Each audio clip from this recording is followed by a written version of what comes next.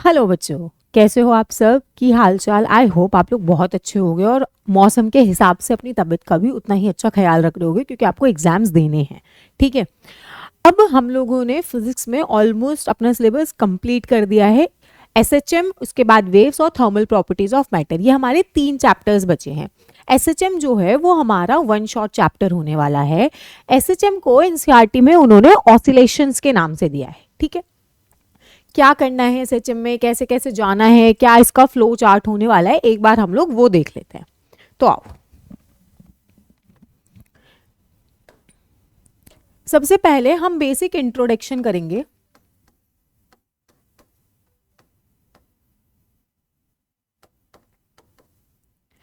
उसके बाद हम लोग एसएचएम की इक्वेशन, इसके अंदर डिस्प्लेसमेंट,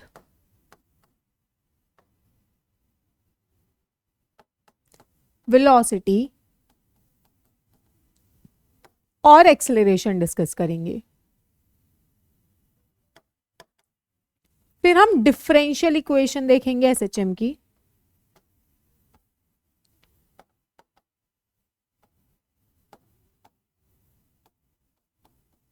ठीक है। इसके बाद हम लोग kinetic energy, potential energy and total energy देखेंगे। इनका ग्राफ भी देखेंगे कि ये लोग कैसे कैसे वेरी कर रहे हैं विद टाइम, विद पोजीशन। फिर हम लोग सिंपल पेंडुलम पे जाएंगे।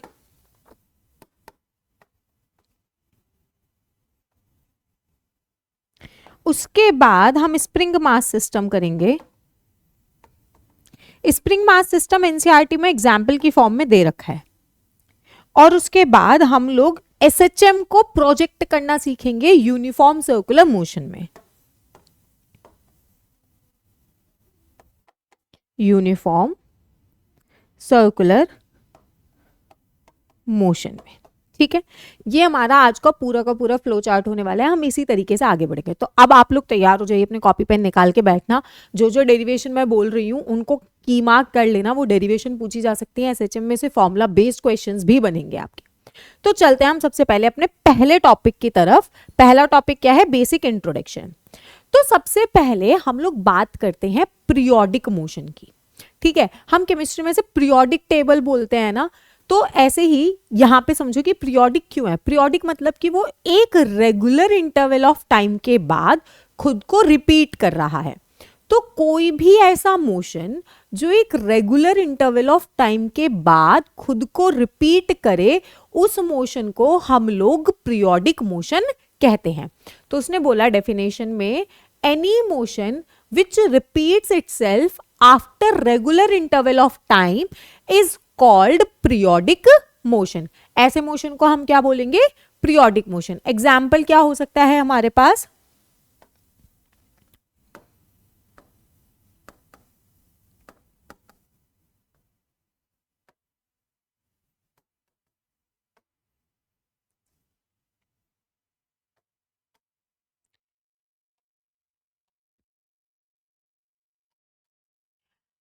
सन के अराउंड जब हमारी अर्थ चक्कर लगाती है तो एक साल में पूरा एक वो कंप्लीट करती है, राइट? तो इसको हम लोग क्या बोलते हैं? आपका पीरियोडिक मोशन, वो फिक्स था। अब उसके बाद करते हैं हम लोग ऑसिलेटरी मोशंस की। ऑसिलेटरी मोशन मेरा पीरियोडिक तो है ही, लेकिन इसके अलावा ये अलग कैसे है पीरियोडिक से? तो ऑसिलेटरी मोशन क्या कहता है? ऑसिलेटरी मोशन कहता है कि मेरा कोई भी पार्टिकल अगर किसी एक पॉइंट के अक्रॉस आपका टू एंड फ्रो मोशन करे या फिर बैक एंड फोर्थ मोशन करे, मतलब उसी के अलोंग वो घूमता रहे। जैसे अगर ये मेरा पॉइंट है ऑसिलेशन का, तो वो इसी के along to and forth motion अगर करता रहेगा, ठीक है, तो ऐसे मोशन को हम लोग क्या बोलेंगे? Oscillatory motion. तो उसने बोला the motion of a body set to be oscillatory और vibratory if it moves back and forth जाए या टू एंड फ्रो जाए, अबाउट अ फिक्स्ड पॉइंट और एक सर्टेन इंटरवल ऑफ टाइम में। तो हमारे पास इसके एग्जांपल्स क्या हैं? स्प्रिंग मास सिस्टम है,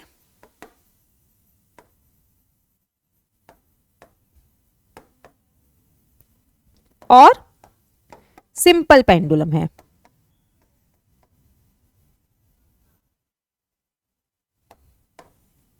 ठीक है, ये हमारे एग्जाम्पल्स हुए इसके।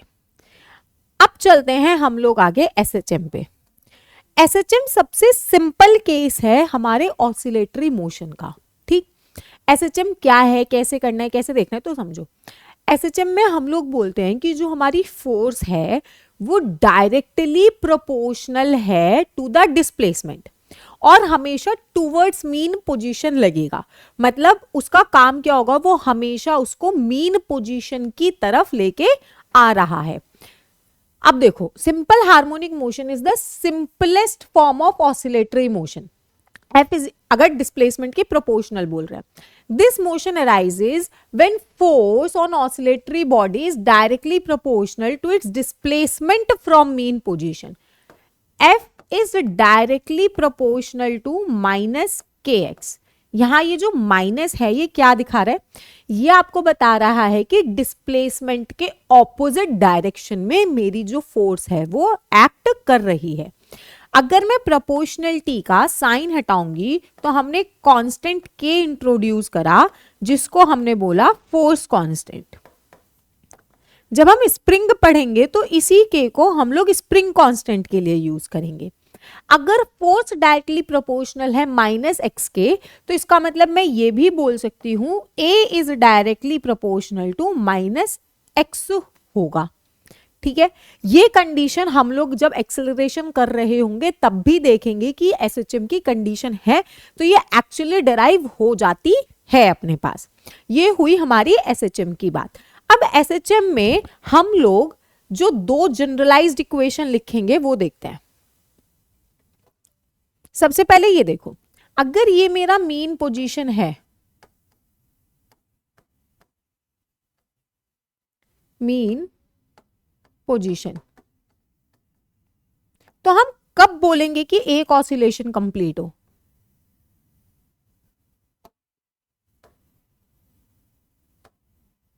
ठीक है, ये हमारे पास प्लस ए है, एक्सट्रीम ऑफ आइदर साइड हमेशा ए रहने वाला है, डायरेक्शन प्लस या नेगेटिव हो सकता है। अब मैं बोलूंगी एक ऑसिलेशन कंप्लीट हो रहा है, इसका मतलब क्या है, मेरे पार्टिकल ने अगर मोशन मीन से स्टार्ट किया है तो उसने पहले यहां तक गया होगा, फिर वो वापस मीन तक आया होगा, उसके बाद सेम मोशन उसने अपने नेगेटिव एक्सट्रीम तक गया, फिर वापस आया, अब जाके उसका पूरा एक ऑसिलेशन कंप्लीट होगा। ठीक है, इसको हमने बोला एसएचएम। अब ए क्या है हमारे पास,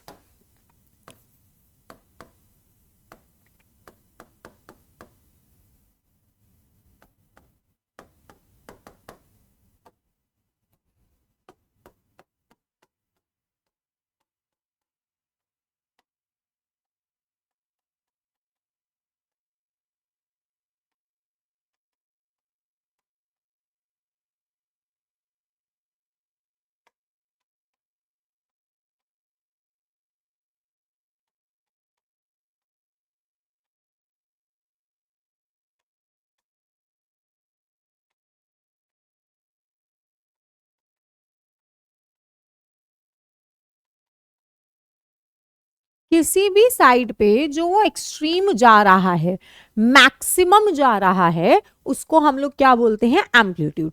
अगर मेरी पॉजिटिव साइड पे वो +5 मीटर गया है तो इसका मतलब वो नेगेटिव साइड पे भी वो 5 मीटर ही गया होगा। ठीक है, तो आइदर साइड का एम्पलीट्यूड हमेशा क्या रहने वाला है, अपना सेम रहने वाला है।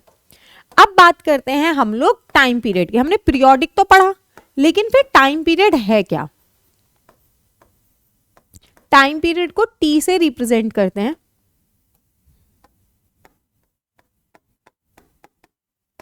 It is a time in which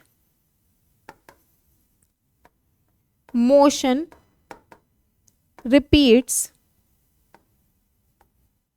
itself.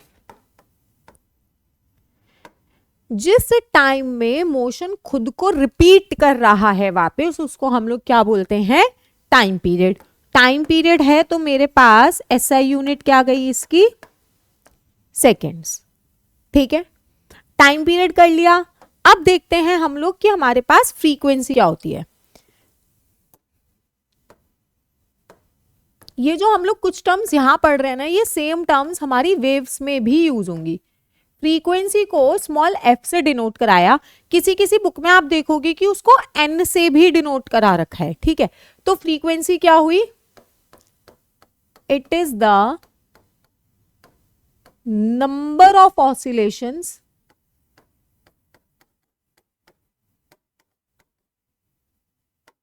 In 1 second. मैं 1 सेकेंड में कितनी बार ऑसिलेट कर सकती हूं उसको हम लोग बोलते हैं फ्रीक्वेंसी। सिंबल क्या इसका स्मॉल एफ रहा, फॉर्मूला क्या बनेगा, F is equals to 1/t। इसकी एसआई यूनिट हमारे पास सेकेंड इनवर्स भी लिख सकते हो या फिर आप हर्ट्ज भी लिख सकते हो, दोनों में कोई दिक्कत नहीं है। लिखनी है क्या, कभी पता चला कि पेपर में दोनों ही लिख के आ जाओ, ठीक है, सेकेंड इनवर्स और हर्ट्ज। ये हुई हमारे पास फ्रीक्वेंसी। अब इसके बाद हम लोग बात करते हैं एंगुलर फ्रीक्वेंसी की।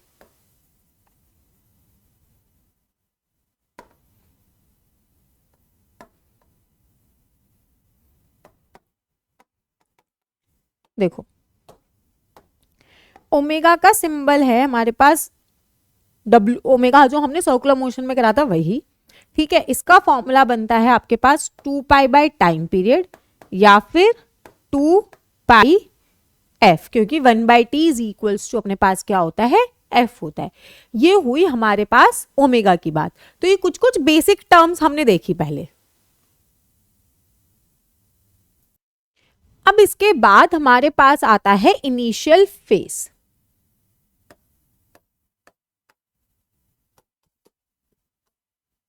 इनिशियल फेज, इनिशियल फेज को हम पाई से रिप्रेजेंट करते हैं। इनिशियल फेज का मतलब कि मेरा पार्टिकल t0 पर मीन पर ना होके किसी दूसरी पोजीशन पर बैठा है। तो उसने अपनी जर्नी, मान लो जैसे मैंने आपको भी एक एग्जांपल दिया था कि मेरा पार्टिकल अभी मीन से पोजीशन अपना मोशन शुरू कर रहा था, ठीक है, लेकिन अब वो मीन से शुरू ना करके मैं बोल दूं कि पार्टिकल t0 पे यहां कहीं बैठा हुआ है, तो इसका मतलब वो ऑलरेडी किसी फेस के साथ है। तो इस केस में हम उसको बोलते हैं कि उसके पास कुछ इनिशियल फेस है जिसकी वजह से वो ओरिजिन पे अपने मीन पे ना होके थोड़ा आगे बैठा हुआ है। ये तो हुई इनिशियल फेस की बात। अब मैं एक जनरलाइज इक्वेशन लिखती हूं एसएचएम की, x is equals to a sine omega t plus pi. x क्या है अपने पास, डिस्प्लेसमेंट किसी भी टाइम पर,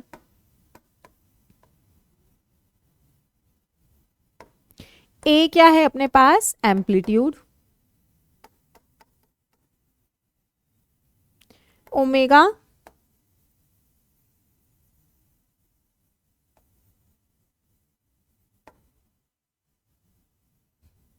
फाई। इनिशियल फेस हो भी सकता है, नहीं भी हो सकता, कोई कंपल्शन हमारे पास उसका नहीं है।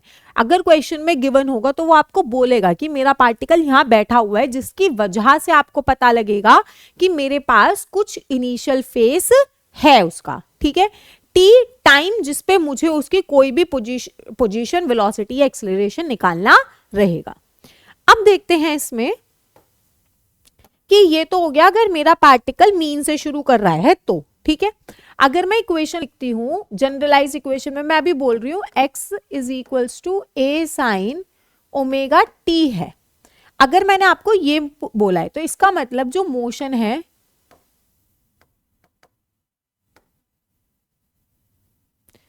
वो अपनी मीन पोजीशन से जाना शुरू कर रहा है, ठीक है।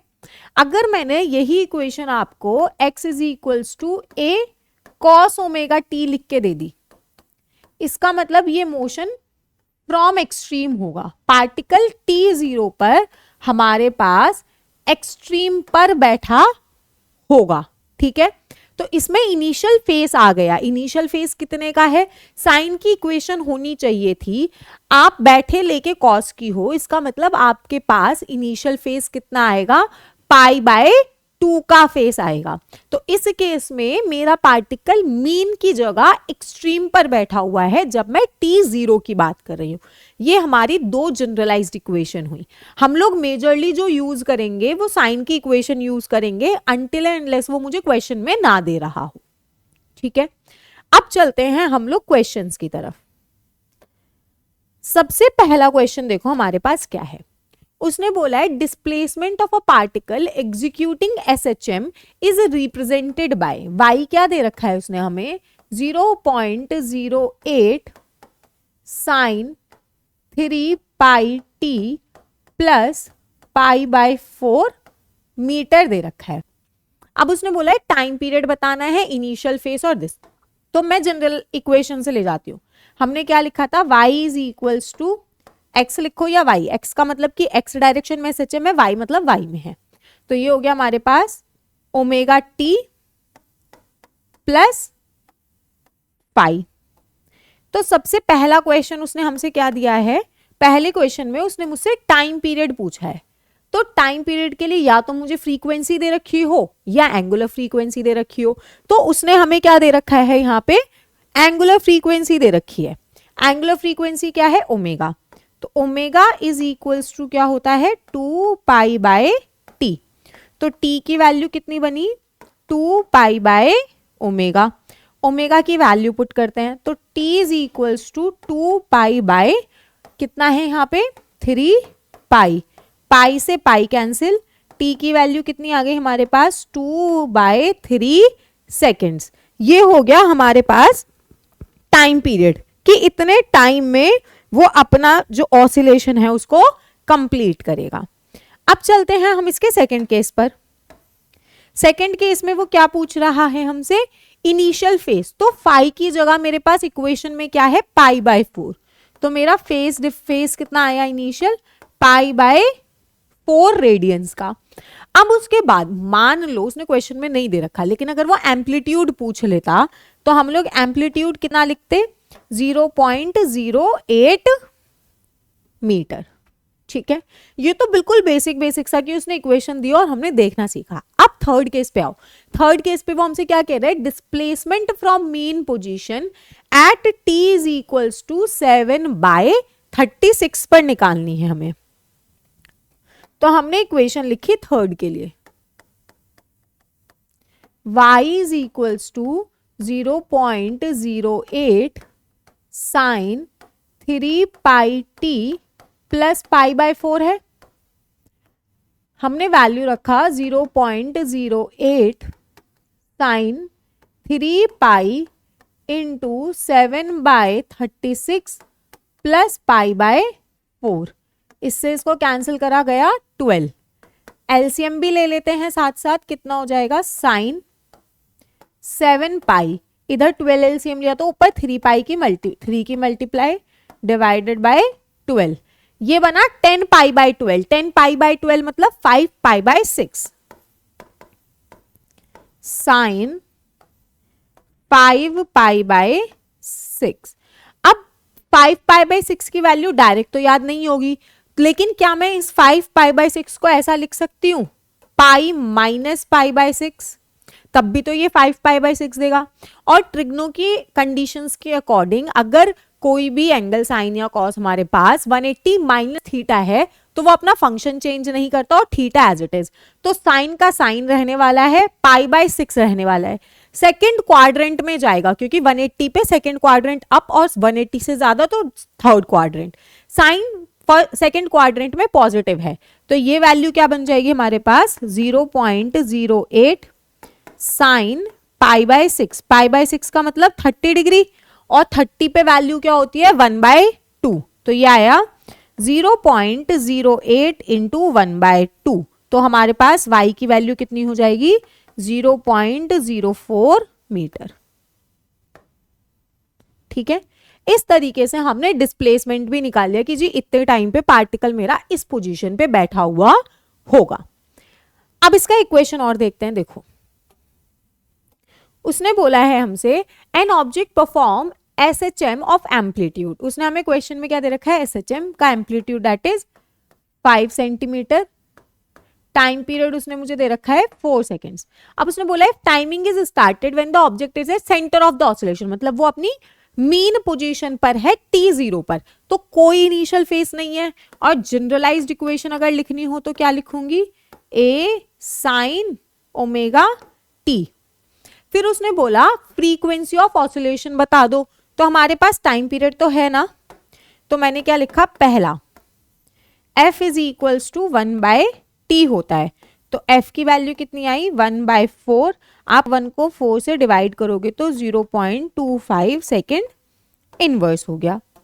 सेकेंड केस में क्या कह रहा है वो हमसे, सेकेंड केस में कह रहा है डिस्प्लेसमेंट बताओ 0.5 सेकेंड्स पर। तो हमने इक्वेशन लिखी x is equals to a की जगह क्या आया 5 साइन ओमेगा की जगह मैंने क्या लिखा 2π/t, t कितना है अपने पास 4 सेकेंड, मल्टीप्लाई 0.5, तो ये कितना बना 5 साइन π/4, π/4 का मतलब 45 डिग्री, और साइन 45 की वैल्यू होती है 1/√2, तो ये हो गया 5/√2 सेंटीमीटर, मतलब 0.5 सेकेंड्स पर जो मेरा पार्टिकल है वो आपका 5/√2 सेंटीमीटर पर बैठा हुआ होगा। ये हुई हमारे पास जनरल इक्वेशंस जो हमारे स्कूल में पूछी जा सकती हैं। टर्मिनोलॉजी तो वो ना पूछे एक बार को, लेकिन वो ऐसे न्यूमेरिकल्स आपको दे सकता है। अब चलते हैं हम आगे, जिसमें हम लोग बात करेंगे वेलोसिटी इन SHM की, वेलोसिटी कैसे निकालनी है, एक्सेलरेशन कैसे निकालना है। अब सबसे मेजर क्वेश्चन क्या है कि क्या मैं इसमें v is equal to u plus AT लगाऊं, s is equal to UT लगाऊं। ये तो तब होती थी ना जब अपने पास कांस्टेंट एक्सेलरेशन था, यहाँ पे तो एक्सेलरेशन पोजीशन के साथ चेंज हो रहा है। तो हम लोग कौन सी इक्वेशंस यूज करेंगे, जो हम लोग डिफरेंशिएशन और इंटीग्रेशन वाली लेते थे, राइट। तो अब एक जनरलाइज्ड इक्वेशन सेट करते हैं। सबसे पहले मैंने बोला x is equals to a sine omega t plus pi है, तो मेरे पास जो वेलोसिटी आती वो क्या आती dx/dt, तो हमने लिखा d/dt a sine omega t plus पाई। तो ये क्या हुआ, a तो एज इट इज, साइन का डिफरेंशिएशन हुआ cos, और ये टर्म ऐसे आ गई। अब उसके बाद चेन रूल के अकॉर्डिंग मेरा जो t है वो भी अभी टर्म्स लेके बैठा है, तो ओमेगा t का भी डिफरेंशिएशन होगा, तो उसका डिफरेंशिएशन करूंगी तो क्या आएगा ओमेगा। तो मेरी वेलोसिटी कितनी आई a omega cos omega t plus phi. ये तो टाइम डिपेंडेंट आ गई कि अगर टाइम दे रखा होगा तो मुझे बहुत आसानी होगी। मान लो कि अगर उसने पोजीशन दे दी तो मैं पोजीशन के साथ कैसे जाऊंगी, एक बार हम लोग वो वाली चीज भी देखते हैं। अगर आपको एक ट्रिग्नो की आइडेंटिटी याद हो अपनी क्लास 10th से, तो हमने पढ़ा था sine square theta plus cos square theta is equals to 1 होता है। तो यहां से मैं बोल सकती हूं cos square theta is equals to 1 minus sine square theta. अब कॉस थीटा की वैल्यू कितनी बनेगी, दोनों तरफ क्या ले लिया हमने under the root 1 minus sine square theta. तो मैं तो एंगल जो लेके चल रही हूँ थीटा की जगह वो ओमेगा टी प्लस फाई है, तो मैं क्या लिखूं cos omega t plus phi is equals to under the root 1 minus sine square omega t plus pi. Clear. अब हमने क्या लिखा था, हमने लिखा था x is equals to a sine omega t plus phi था, तो यहां से sine omega t plus phi किसके बराबर आएगा x/a के। ठीक, अब वेलोसिटी की इक्वेशन में जाते हैं। हमारे पास था v is equals to a omega cos omega t plus phi, तो उसकी जगह मैंने क्या लिखा 1 minus sine square omega t plus phi.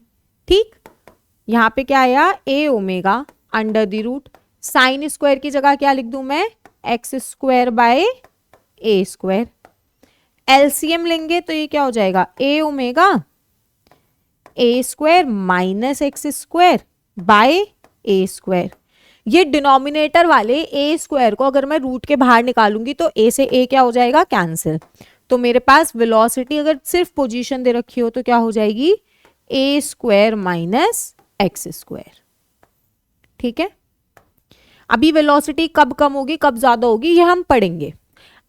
Velocity का तो सारा काम ये हुआ कि डिफरेंशिएट करा, पोजीशन के साथ हमने उसकी डेरिवेशन भी देख ली।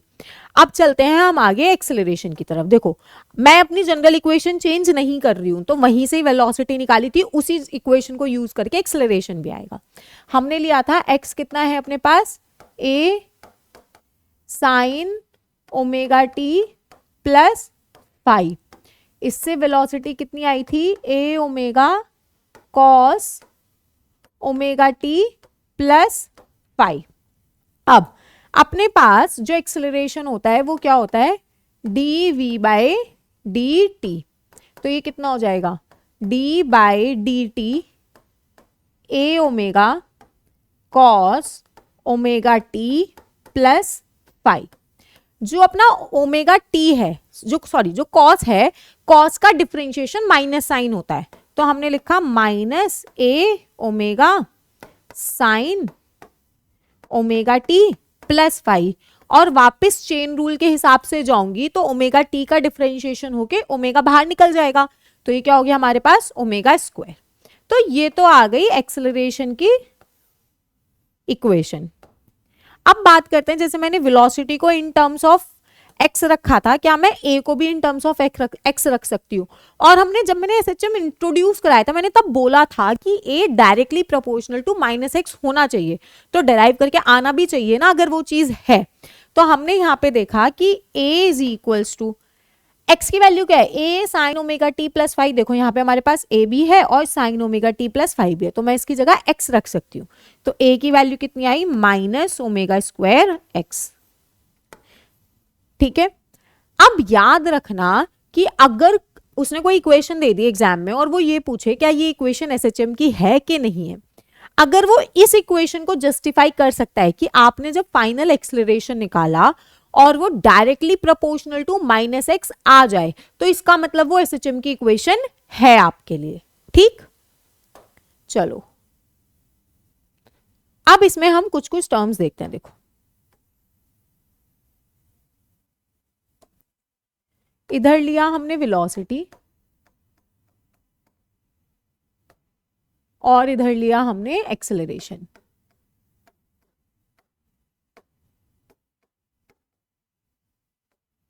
ठीक है, हमने वेलोसिटी की जनरल इक्वेशन लिखी, वो वाली जो निकल के आई थी, omega under the root A square minus x square. दो जगह डिफाइन करूंगी मैं सिर्फ इसको। अगर हमने बोला है कि x इज इक्वल्स टू 0, मतलब ये हमारी मीन पोजीशन है, और हमने बोला x is equals to a, plus minus a कुछ भी ले सकते हो आप इसको, कोई भी एक्सट्रीम, आइदर एक्सट्रीम बोलो तो चलेगा। तो इसमें ये क्या है, हमारी एक्सट्रीम पोजीशन।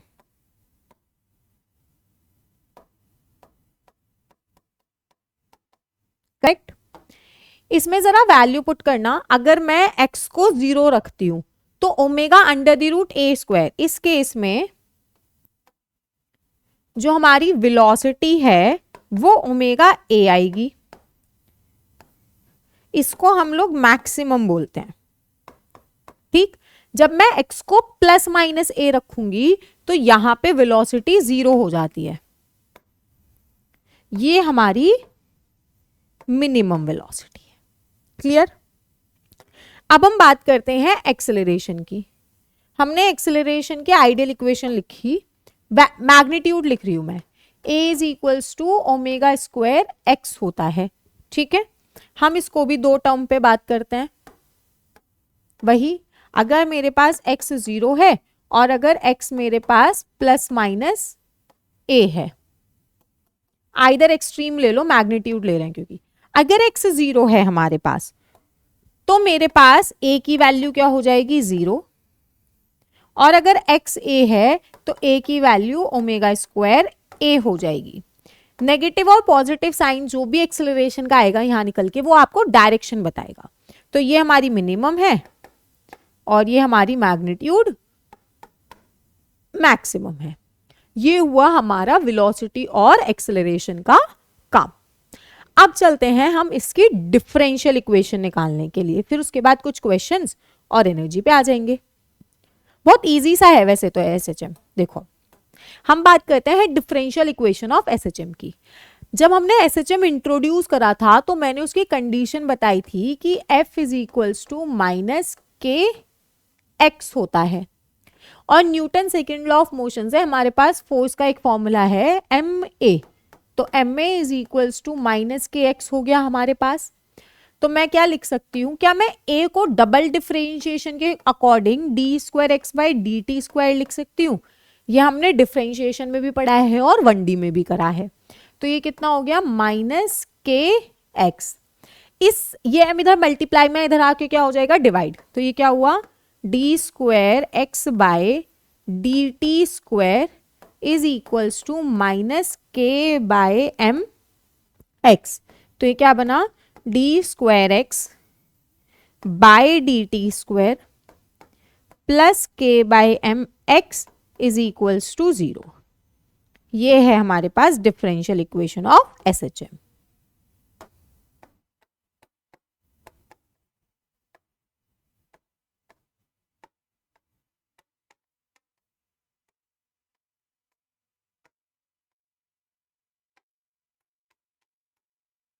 ठीक है, अब चलते हैं हम इसके कुछ क्वेश्चंस की तरफ। देखो सबसे पहला क्वेश्चन क्या कह रहा है, a body oscillates with SHM according to the equation, और एसआई यूनिट में बोला है मतलब मीटर और सेकंड है। तो 5 cos 2 pi t plus pi by 4 दे रखा है, और हमें दे दिया उसने टाइम 1.5 सेकेंड्स का। हमें 1.5 सेकेंड पर डिस्प्लेसमेंट, स्पीड एंड एक्सेलरेशन सब निकालना है। तो पहले हम लोग डिस्प्लेसमेंट की बात करते हैं। पहला क्वेश्चन है डिस्प्लेसमेंट। तो at t is equals to 1.5 seconds मेरे पास क्या हुआ, x is equals to 5 cos 2 pi into 1.5 plus pi by 4। ये कितना आएगा 5 cos 3 pi plus pi by 4। ठीक है, अब इसमें ध्यान से देखो, उसने बोला है 5 cos दिस। अगर मैं आपके पास बात करूं क्वाड्रेंट की इस तरीके से, 3 पाई प्लस पाई बाय 4 है, तो 3 पाई का मतलब 3 पाई को मैं क्या लिख सकती हूँ 2 पाई प्लस पाई।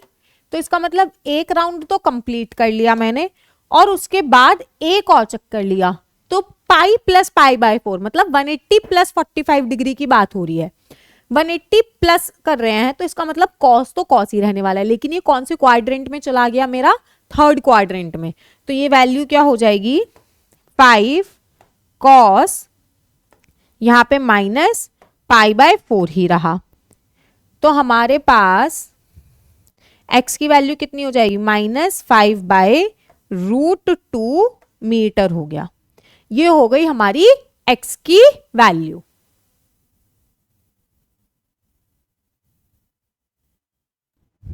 देखो अब क्या बोल रहा है वो, हमसे स्पीड भी निकलवाओ, सब चीज हमसे ही निकलवाएगा। ये स्पीड क्या दे रखी है उसने हमें सेकंड में। पहले अब स्पीड के लिए क्या करेंगे, स्पीड का फॉर्मूला तो है नहीं अपने पास, तो हम क्या करेंगे पहले डिफरेंशिएट। तो v is equals to d x by d t है, तो ये कितना हो जाएगा, डिफरेंशिएट करूंगी तो 2 पाई 5 के साथ मल्टीप्लाई हुआ, दैट इज 10 पाई साइन, यहां आया साइन माइनस का, 2 pi t plus pi by 4, value रखी -10 pi sine 2 pi into 1.5 plus pi by 4। तो ये कितना हो गया -10 pi sine 3 pi plus pi by 4। तो वापस वही कहानी, 180 प्लस पाई बाय 4 मतलब 45 की वैल्यू रखनी है, थर्ड क्वाड्रेंट है। तो कितना बन जाएगा 10 पाई बाय √2 मीटर पर सेकेंड। ये हो गई मेरे पास वेलोसिटी। अब बात करते हैं एक्सेलरेशन। देखो एक्सेलरेशन निकालना ज्यादा आसान होता है। ए का फॉर्मूला हमने पढ़ा था -ω²x होता है। अब देखो ओमेगा कितना है 2 पाई और t0 पे x की t1.5 पे हमने x की वैल्यू कितनी निकाली है 5 बाय √2 नेगेटिव की। तो ये क्या हो जाएगा -2 पाई का होल स्क्वायर इंटू -5 बाय √2 हो गया। वैल्यू रखेंगे तो कितना हो जाएगा minus minus plus 4 pi square into 5 by √2। तो ये कितना आया अपने पास 20 पाई स्क्वायर बाय √2। 20 को मैं 2 इंटू 10 लिख सकती हूं, तो ये क्या बन जाएगा 10 √2 पाई स्क्वायर मीटर पर सेकेंड स्क्वायर। यहां तक अपनी एक्सेलरेशन की कहानी होती है खत्म। अब हमारे पास जो टॉपिक बचे हैं वो है एनर्जी, फिर उसके बाद simple pendulum, spring mass system and then हम यूनिफॉर्म सर्कुलर मोशन की तरफ जाएंगे। ठीक है, यूनिफॉर्म सर्कुलर मोशन का एनसीईआरटी में एक एग्जांपल भी गिवन है। तो चलते हैं एनर्जी की तरफ। अच्छा एक क्वेश्चन बच गया अभी, करो चलो आओ। देखो क्वेश्चन क्या कह रहा है हमसे, the instantaneous displacement of a simple pendulum oscillator is given by x is equals to क्या दे रखा है a cos omega t plus pi by 4। उसने पूछा है उसकी स्पीड कब मैक्सिमम होगी, तो पहले v निकालो। v का फॉर्मूला क्या बनेगा dx बाय dt। तो ये क्या हो गया d by dt a cos omega t plus pi by 4। सही है। अब ये कितना हो जाएगा, डिफरेंशिएशन करेंगे -a omega sine omega t plus pi by 4। अब sign omega t plus pi by 4 अगर मैक्सिमम हुआ तभी तो स्पीड मैक्सिमम होगी मैग्नीट्यूड में a ओमेगा। तो हमने क्या करा, हमें पता है sign omega t plus pi by 4 की मैक्सिमम वैल्यू 1 होती है। 1 किस एंगल पे मिलेगा मुझे, साइन के पाई बाय 2 पर 90 डिग्री पर। तो ये कितना हो गया हमारे पास sine pi by 2। Angle equal करवाते हैं तो ये कितना हो जाएगा omega t plus pi by 4 is equals to pi by 2। Omega t इधर आप माइनस करके सॉल्व करोगे पाई बाय 4 आएगा, टी की वैल्यू हो जाएगी पाई बाय 4 ओमेगा। इतने सेकंड्स पर मुझे जो मेरी स्पीड है वो मैक्सिमम मिलेगी। ठीक है, ये सारी बात खत्म होती है हमारी यहां तक। अब इसके बाद जो बात शुरू होती है वो है हमारी एनर्जी की। एनर्जी में कौन कौन सी एनर्जी आएंगी, काइनेटिक एनर्जी आएगी, पोटेंशियल एनर्जी आएगी और हमारे पास टोटल एनर्जी आएगी। तो सबसे पहले हम काइनेटिक एनर्जी से शुरू करते हैं।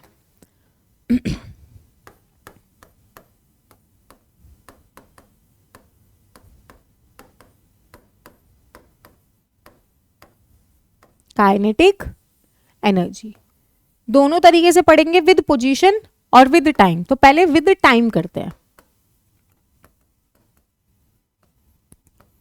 अगर मैं विद टाइम की बात करूं तो मेरे पास काइनेटिक एनर्जी का फॉर्मूला क्या है, हाफ mv²। और याद करो जब मैंने जनरल इक्वेशन डिफाइन कराई थी तो मैंने एक्स ए साइन ओमेगा टी प्लस 5 लिया था, जिसके हिसाब से मेरी जो वेलोसिटी आ रही थी वो A omega cos omega t plus 5 आ रही है। तो मैं वही डायरेक्ट रख रही हूं, लेकिन जब आप पेपर में करोगे तो आपको वैल्यू रखनी पड़ेगी A omega cos omega t plus 5। तो ये कितना बन गया half m omega square A square cos square omega t plus 5।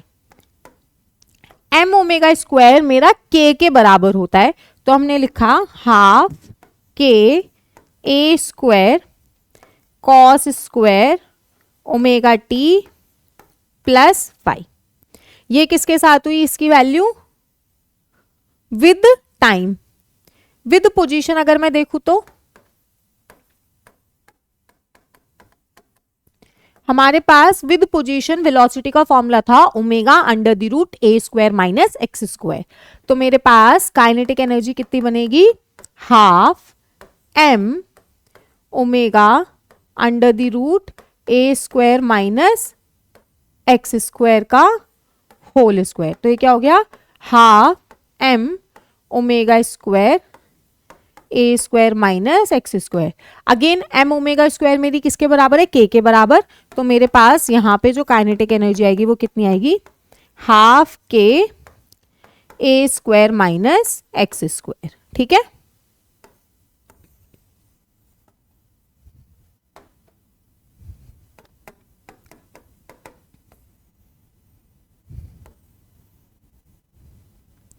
अब चलते हैं हम लोग पोटेंशियल एनर्जी की तरफ।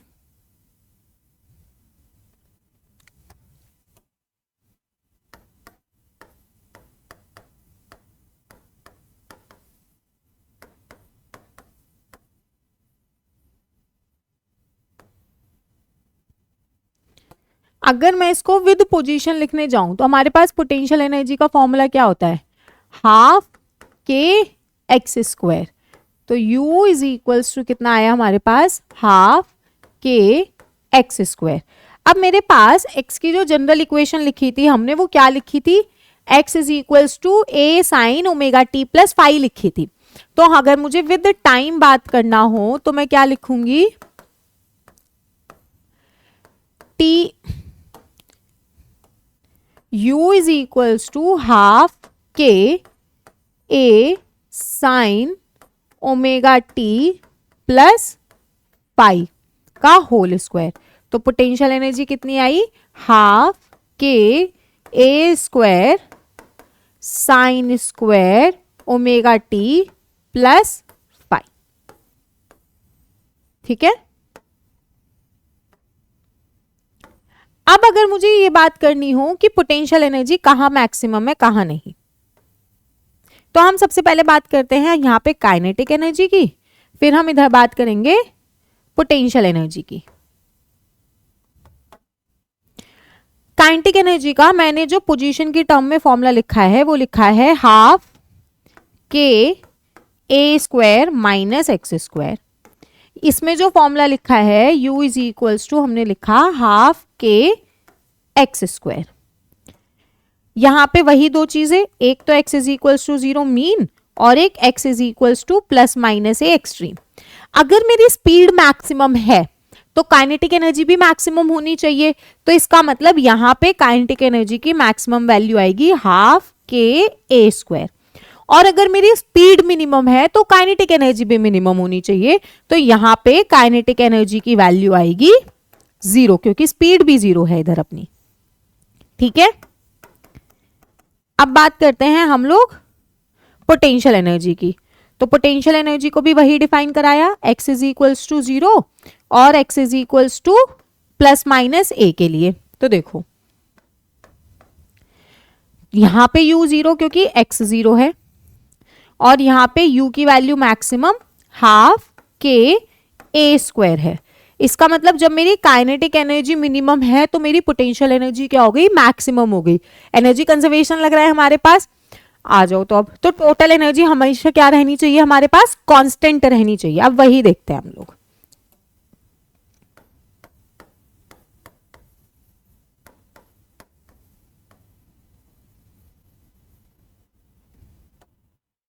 Total energy with time with position दोनों से बता देती हूं एक बार आपको। पहले विद टाइम लिखते हैं। तो with time total energy is equals to kinetic energy plus potential energy.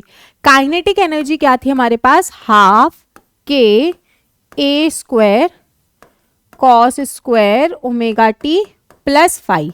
और पोटेंशियल एनर्जी हाफ के ए square sine square omega t plus phi. यहां से हाफ के ए स्क्वायर क्या आ रहा है अपने पास, कॉमन।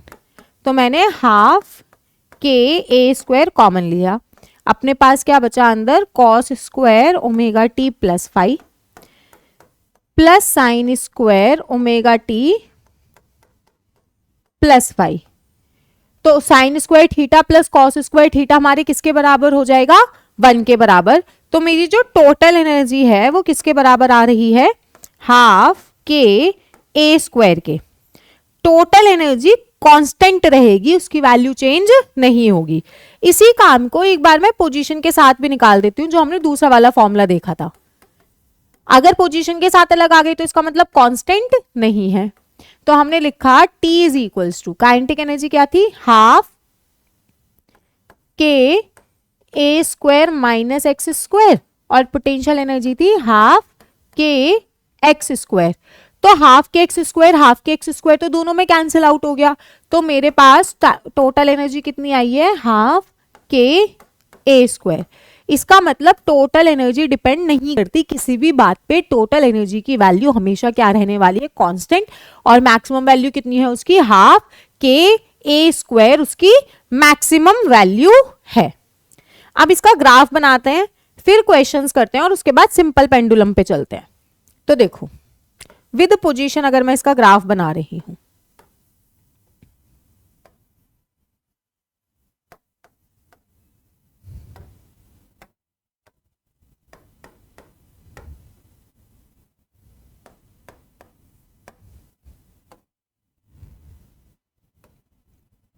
टोटल एनर्जी कांस्टेंट है हमारे पास, ठीक है।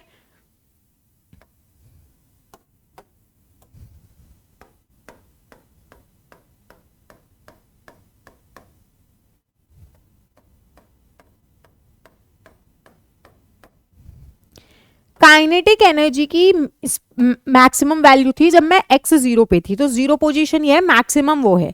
तो काइनेटिक एनर्जी मुझे क्या देगा, पैराबोला ये वाला। और अगर मैं पोटेंशियल एनर्जी की बात करूं तो पोटेंशियल एनर्जी की मिनिमम वैल्यू थी, तो पोटेंशियल एनर्जी का कर्व जाएगा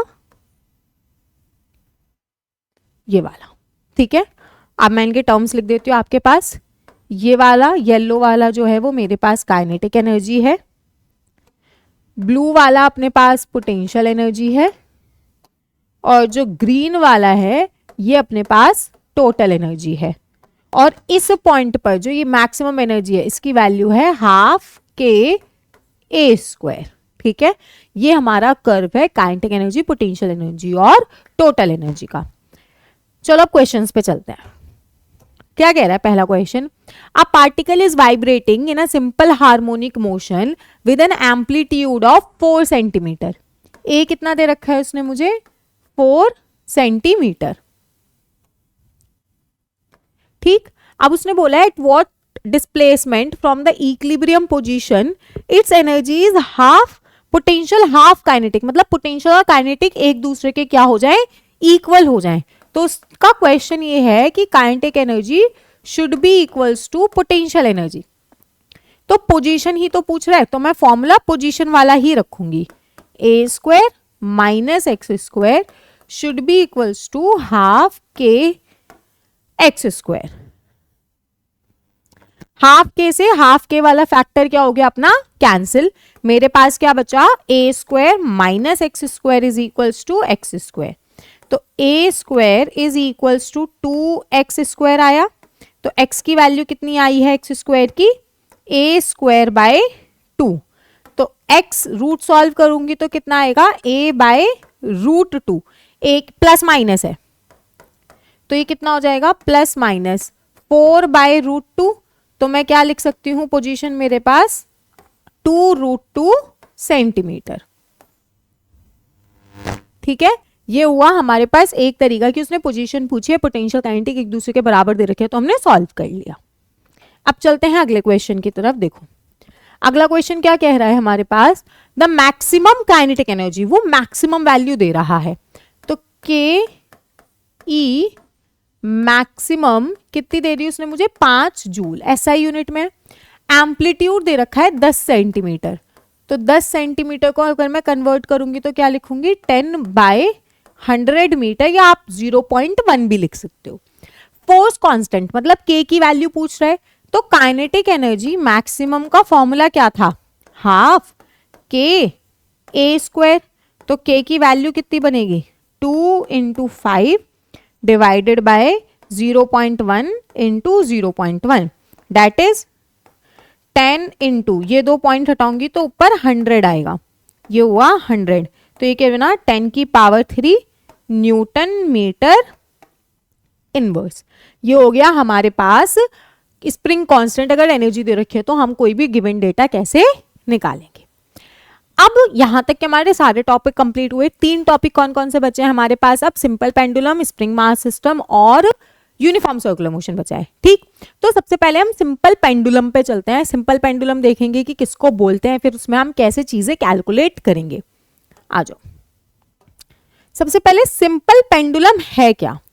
सिंपल पेंडुलम का मतलब होता है कि आपने एक बॉब ले रखा है, ठीक है, उस बॉब को आपने एक लाइट स्ट्रिंग से, इनएक्सटेंसिबल और मासलेस स्ट्रिंग से आपने उसको अटैच कर रखा है और किसी सीलिंग पे या रिजिड सपोर्ट पे ऊपर की तरफ आपने उसको टाई कर रखा है।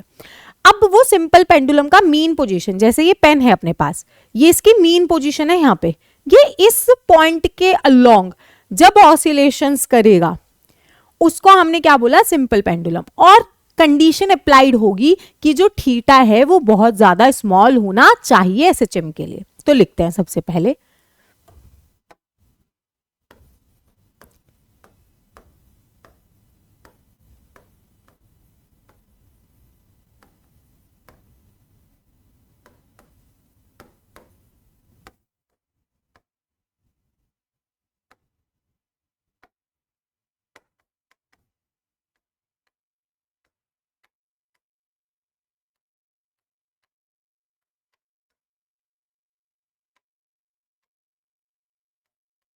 with the support of mass and inextensible string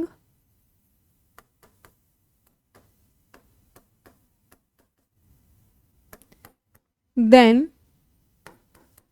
it is said to be a simple pendulum। तो ऐसा जो कंस्ट्रक्ट है उसको हम क्या बोल रहे थे? Simple pendulum. देखो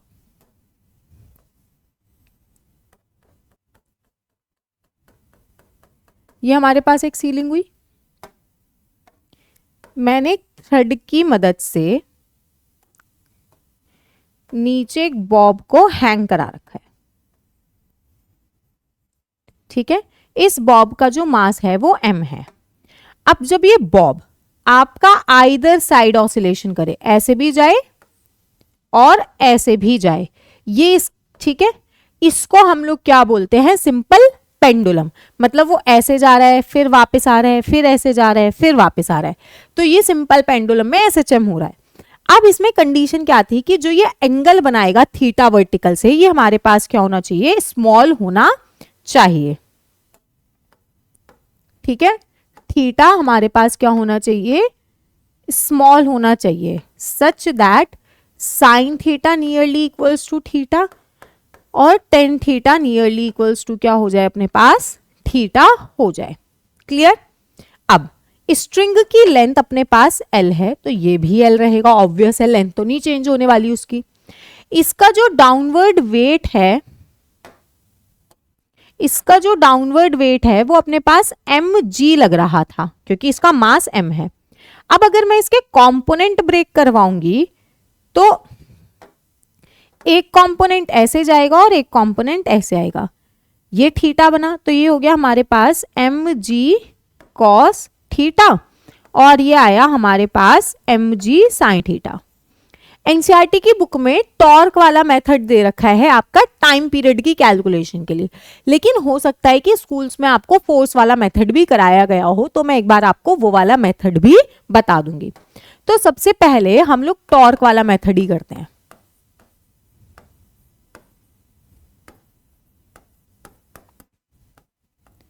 हमारे पास टॉर्क होता था R cross F। Torque is equals to, ये R है और इधर F है, तो R क्रॉस F हमने करा तो मेरे पास क्या आया? Minus L mg sine theta. अब क्योंकि थीटा अपने पास बहुत स्मॉल है तो मैं इसको लिख सकती थी माइनस L mg थीटा, ठीक है। और रोटेशनल में एक फॉर्मूला और था टॉर्क का, दैट इज आई अल्फा, तो हमने लिखा torque is equals to I alpha, और आई क्या है मेरे पास? Moment of inertia.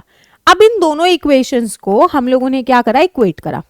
क्योंकि दोनों ही टॉर्क दे रही हैं, तो मैं लिख सकती थी I alpha is equals to minus l m g theta है अपने पास। अब स्ट्रिंग तो मेरी मासलेस है, इनएक्सटेंसिबल है, बॉब का मास बचा और वो इस एक्सिस के अलोंग क्या कर रहा है, आपका रोटेशन कर रहा है। छोटा रोटेशन है लेकिन है तो मोमेंट ऑफ इनर्शिया क्या हो जाएगा, मास इनटू सेपरेशन का स्क्वायर, तो एम एल स्क्वायर बना मेरा मोमेंट ऑफ इनर्शिया। तो हमने लिखा m l square alpha equals to minus l m g theta. L m से एक एल एम कैंसिल, तो अल्फा की वैल्यू कितनी आई, minus g by l theta. अब एक टर्म याद करो, मैं ये बोल रही थी कि a is equals to minus omega square x था, अगर आप इसको लीनियर बोल रहे हो। लेकिन अगर यही चीज एंगुलर में हो रही थी तो a की जगह अल्फा आता और x की जगह लीनियर एंगुलर डिस्प्लेसमेंट आता जो हमारे पास थीटा होता। तो मैं यहां पे भी तो माइनस ओमेगा स्क्वायर बोलूंगी, कंडीशन तो सेम रहने वाली है एसएचएम की, आइदर लीनियर हो या रोटेशनल हो, बस उसमें फर्क क्या है कि हमारी नोटेशंस बदल जाती। तो ये हमारे पास जो वैल्यू है ये किसकी है, omega square is equals to g by L.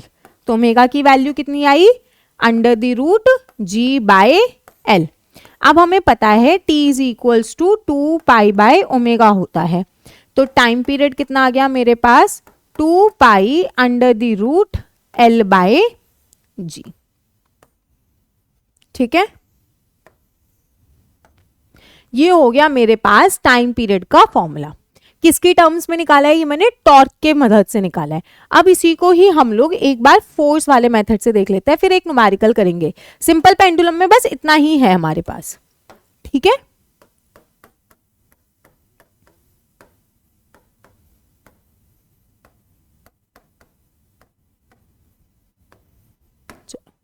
उसी डायग्राम पे वापस जाओ। अब इसमें एक चीज बताओ, मेरा जो पार्टिकल है वो डिस्प्लेसमेंट तो ऐसे करना चाह रहा है, लेकिन फोर्स उसको लेके आना चाह रही है मीन पोजीशन की तरफ। तो हमारे पास जो F है वो क्या हो जाएगा, minus m g sine theta हो जाएगा।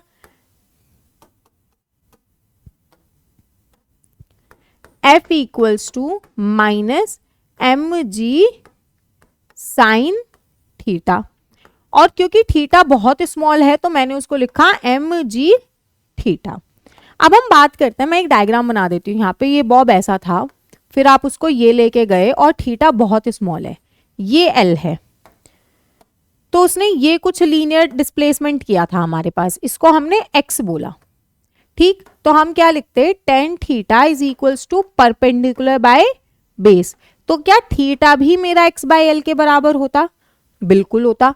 तो हमने यहाँ पे क्या लिखा, फोर्स का फॉर्मूला क्या है मेरे पास, एम में, तो हमने लिखा एम में is equals to minus m g into x by l. M से एम कैंसिल हुआ, ए की वैल्यू कितनी आई, minus g by l x. तो वही ओमेगा स्क्वायर किसके बराबर है मेरा, जी बाय एल के बराबर। तो टाइम पीरियड कितना आ गया, 2 pi under the root l by g हो गया। ठीक है, ये हुआ हमारा टाइम पीरियड सिंपल पेंडुलम का, t is equal to 2 pi under the root l by g. याद रखना अगर इसने यहाँ पे कोई सूडो का डाला, हालांकि नहीं डालने वाला, बट स्टिल जैसे हम लोग एनएलएम में लिफ्ट वाले केसेस करते थे, उस लिफ्ट वाले केसेस से ये इस जी को कनेक्ट करवा सकता है कि मैंने पेंडुलम लिफ्ट के अंदर रख दिया है और लिफ्ट एक्सेलरेट कर रही है ऊपर की तरफ, तो सूडो के हिसाब से जी प्लस ए हो जाएगा नीचे, तो टाइम पीरियड घट जाएगा। ये एक दो बातें हैं, हालांकि ये नहीं है एनसीईआरटी में, बट स्टिल। अब चलते हैं हम लोग आगे, एक क्वेश्चन करते हैं। देखो क्वेश्चन क्या कह रहा है हमसे, what is the length of simple pendulum which ticks second. Ticks second का मतलब क्या है कि उसका टाइम पीरियड 2 सेकेंड है, और ऐसे पेंडुलम को हम लोग सेकेंड्स पेंडुलम बोलते हैं। ठीक है, ऐसे पेंडुलम को हम लोग सेकेंड्स पेंडुलम बोलते हैं। तो उसने टाइम पीरियड का फॉर्मूला देखो क्या हुआ, t is equal to 2 pi under the root l by g होता है। तो मैंने फॉर्मूला में वैल्यू रखी, 2 से 2 को कैंसिल करा तो इधर 1 बच जाएगा, तो स्क्वायर करा बोथ साइड पे,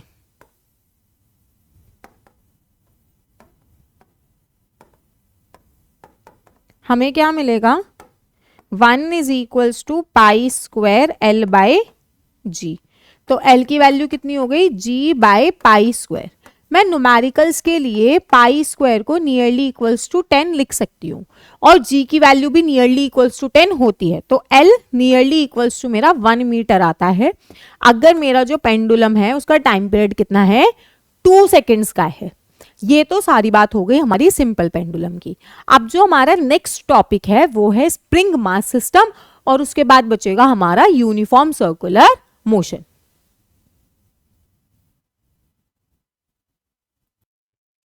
चलो बच्चों फटाफट निपटाते हैं हम अपने बाकी दोनों टॉपिक्स को भी। तो सबसे पहले बात करते हैं हम लोग स्प्रिंग मास सिस्टम की।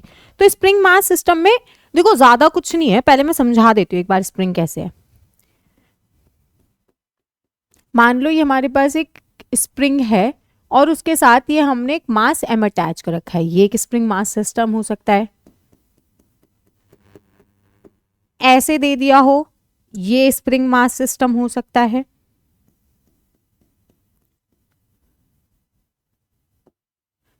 ऐसे दे दिया हो, ये भी स्प्रिंग मास सिस्टम हो सकता है।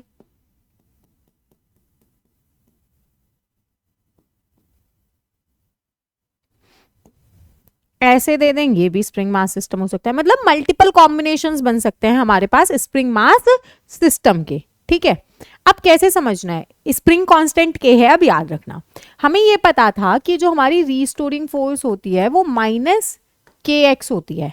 करेक्ट है, अगर नहीं भूले होगे तो हमने लिखा m a is equals to minus k x.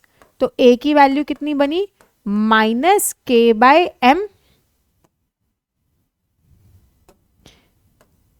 X. अब a is equal to minus omega square x था ना, तो ये वैल्यू किसकी है, ओमेगा स्क्वायर की। तो omega square is equals to k by m. तो ओमेगा की वैल्यू कितनी बनी, under the root k by m. तो मेरे पास टाइम पीरियड कितना आएगा, t is equals to 2 pi under the root m by k. ये मेरी स्प्रिंग का टाइम पीरियड है। अगर मतलब कोई भी पार्टिकल, कोई भी बॉडी आपकी स्प्रिंग से हैंग्ड है और वो तब एसएचएम परफॉर्म कर रही है, ऐसे केस में time period t is equal to 2 pi under the root m by k आता है। और अगर हम लोग पेंडुलम की बात करते तो उस केस में time period 2 pi under the root l by g आता है। ठीक है,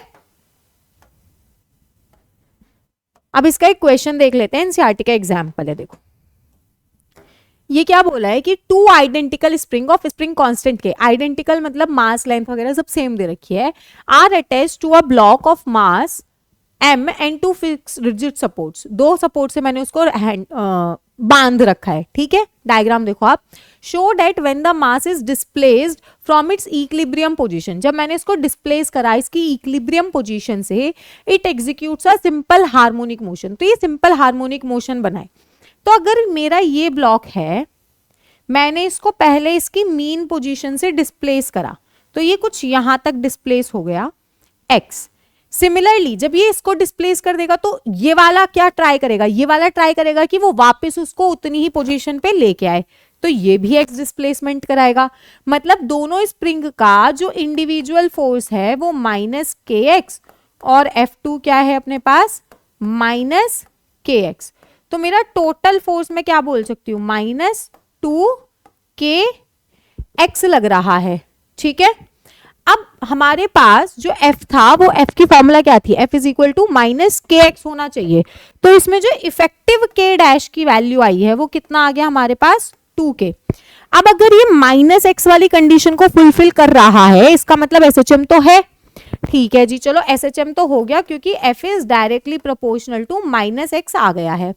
अब टाइम पीरियड की बात करते हैं। t क्या था, 2 pi under the root m by k. तो k की वैल्यू कितनी है अब अपने पास, 2k। तो मेरा टाइम पीरियड हो गया t is equals to 2 pi under the root m by 2k। ठीक है, ये हुआ हमारा स्प्रिंग मास सिस्टम। अब जो अपना लास्ट टॉपिक है वो किसी भी एसएचएम को प्रोजेक्ट करना यूनिफॉर्म सर्कुलर मोशन की तरह, वो टॉपिक बचा है। चलो, यूनिफॉर्म सर्कुलर मोशन पीरियोडिक तो था ही, ये तो बात हमें पता है। ठीक, अब देखते हैं कि इसको करना कैसे है।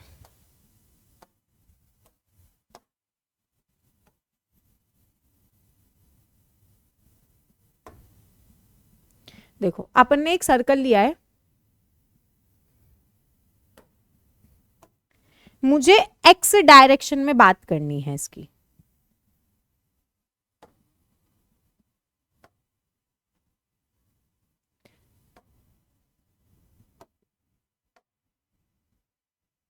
ठीक है, मेरा पार्टिकल एक्स डायरेक्शन में मोशन करे, तो एक्स डायरेक्शन में मोशन का मतलब क्या है कि वो ऐसे जाए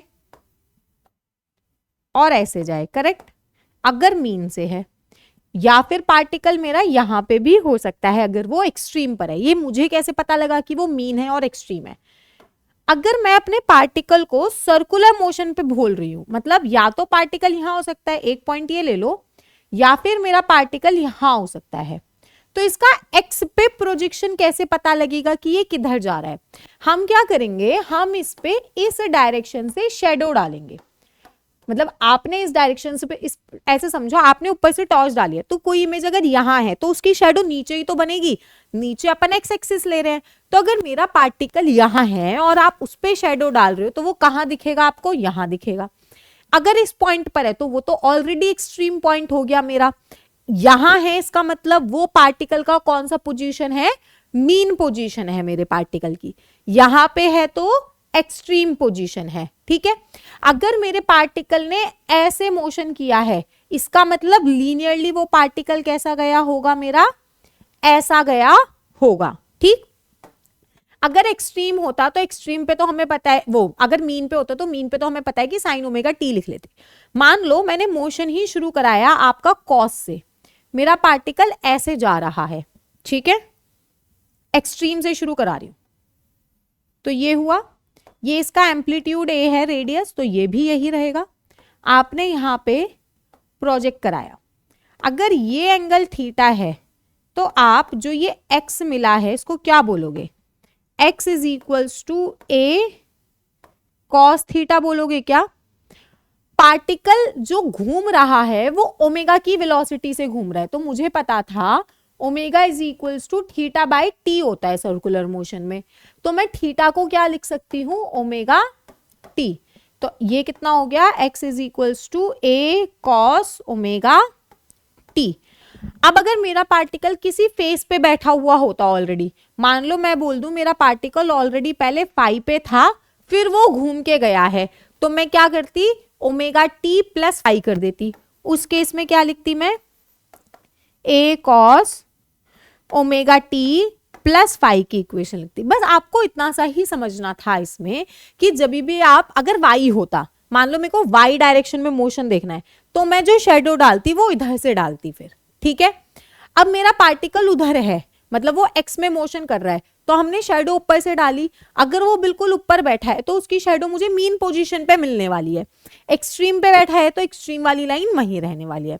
इसको अच्छे से समझते हैं क्वेश्चन की तरीके से। देखो एनसीईआरटी का ही एग्जाम्पल था, मैं आपको पहले सर्कल बना देती हूं,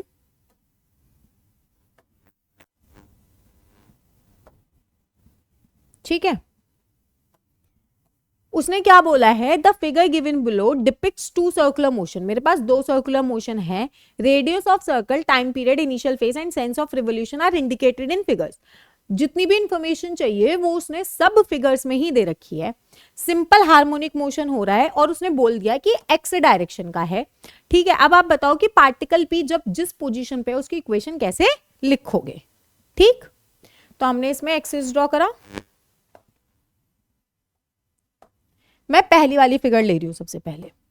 अब उसने अपने को क्या दिया है? T0 पर उसने मेरे को 45 डिग्री पे बोला है पार्टिकल को, ठीक है। ये हो गया हमने पास 45 डिग्री T0 पर। फिर उसने बोला है कि मेरा पार्टिकल जो है वो ऑलरेडी कुछ आगे चला गया है, और वो कितना आगे गया है? ये P, यहां बैठ गया है वो। तो मैं कैसे लिखूंगी? क्या ऑलरेडी इतना आगे है तो ये मेरे पास फेस है इसका 45 डिग्री, तो ये कितना हो जाएगा अपने पास? π/4। मेरे पार्टिकल ने यहां से मोशन शुरू करा है, अगर मैं शेडो डालती इसका मतलब ये अपने एक्सट्रीम पर है, तो कॉस बना, तो हमने लिखा x is equals to a cos, क्योंकि रेडियस उसने ए दे रखी है, ओमेगा टी, ओमेगा की जगह मैं लिखूंगी 2 pi by time period into T plus pi by 4। तो एक्स की इक्वेशन क्या आ जाएगी अपने पास, ए कॉस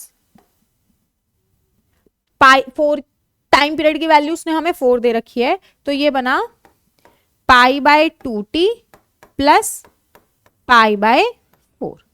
ये तो हो गई हमारी पहली फिगर की इक्वेशन। अब चलते हैं सेकंड फिगर में। देखो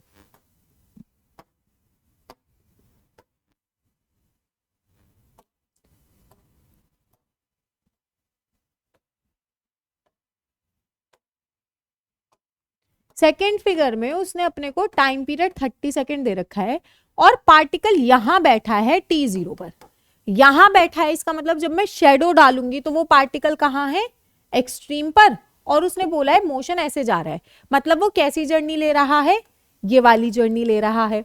तो मेरे पास इक्वेशन क्या बनती, x is equals to a sine omega t. कोई भी फेस डिफरेंस उसने अपने को नहीं बोला क्योंकि ऑलरेडी मैं मीन पे बैठी हुई थी। तो ये क्या हो जाएगा, A sine omega 2 pi by t होता है, that is 2 pi by 30 t. तो x की वैल्यू कितनी आएगी, A sine pi by 15 t. इस तरीके से हमने अपने सारे टॉपिक्स को कवर कर लिया है। सबसे पहले एसएचएम के बारे में पढ़ा कि कंडीशन अप्लाइड होनी चाहिए, acceleration is directly proportional to -x। अगर ऐसा हो जा रहा है तो इक्वेशन एसएचएम है, अदरवाइज नहीं है। फिर हमने जनरल इक्वेशन देखी, x is equal to a sine omega t plus phi अगर मीन से मोशन है, x is equal to a cos omega t plus phi अगर एक्सट्रीम से मोशन दे रखा है। फिर हम लोगों ने देखा कि वेलोसिटी क्या हो सकती है, डिफरेंशिएट करके निकालो या फिर पोजीशन की टर्म्स में डायरेक्ट फॉर्मूला देना है तो omega under the root A square minus x square होगा। सिमिलरली एक्सेलरेशन डिस्प्ले या तो डबल डिफरेंशिएट करो या फिर अगर डायरेक्ट पोजीशन के टर्म्स में देना है तो a is equal to minus omega square x. फिर डिफरेंशियल इक्वेशन देखी, d square x by d t square plus omega square x is equals to 0। उसके बाद हम आए काइनेटिक एनर्जी पर। काइनेटिक एनर्जी अगर मैंने इन टर्म्स ऑफ पोजीशन देखी तो हाफ के ए square minus x square, potential energy half k x square. फिर उसके बाद हमने देखा टोटल एनर्जी डिपेंडेंट ही नहीं है, वो हाफ के ए स्क्वायर कांस्टेंट है ओवरऑल। उसके बाद हम लोगों ने देखा simple pendulum, simple pendulum time period 2 pi under the root l by g होगा। स्प्रिंग मास सिस्टम का time period 2 pi under the root m by k होगा। ठीक है, ये सारा का सारा सार था हमारे एसएचएम वाले चैप्टर का। बहुत जल्दी जल्दी बोला है अब मैंने।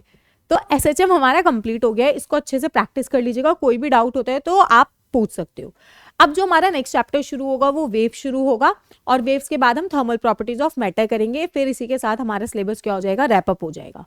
ठीक है, चलिए मिलते हैं, बाय बाय।